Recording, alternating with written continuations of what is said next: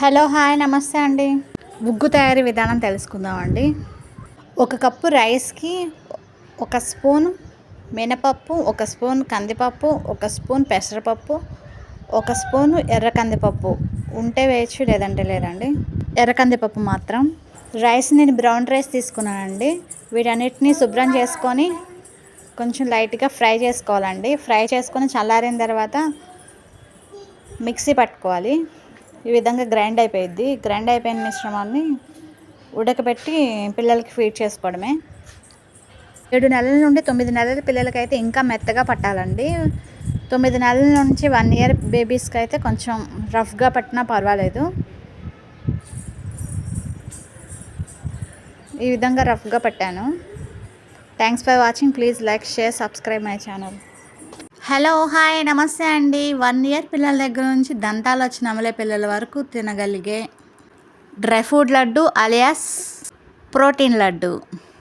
Dry fruits అన్నీ సమపాలలో తీసుకోవాలండి. తీసుకొని దూరగా వేపుకొని మిక్సీ పట్టేసుకోవాలి.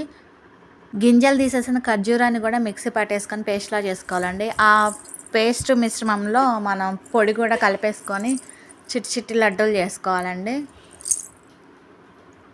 ఈ విధంగా గట్టిగా కలుపుకుంటూ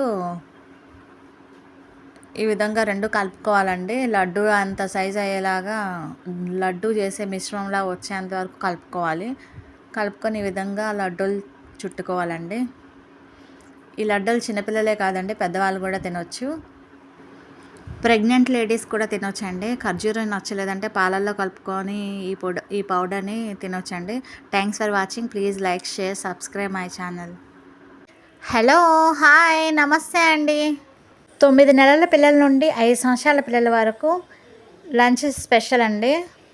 3 స్పూన్ల పెసరపప్పు, 3 స్పూన్ల బియ్యం వేసుకుంటున్నానండి. శుభ్రంగా కడుక్కోవాలండి.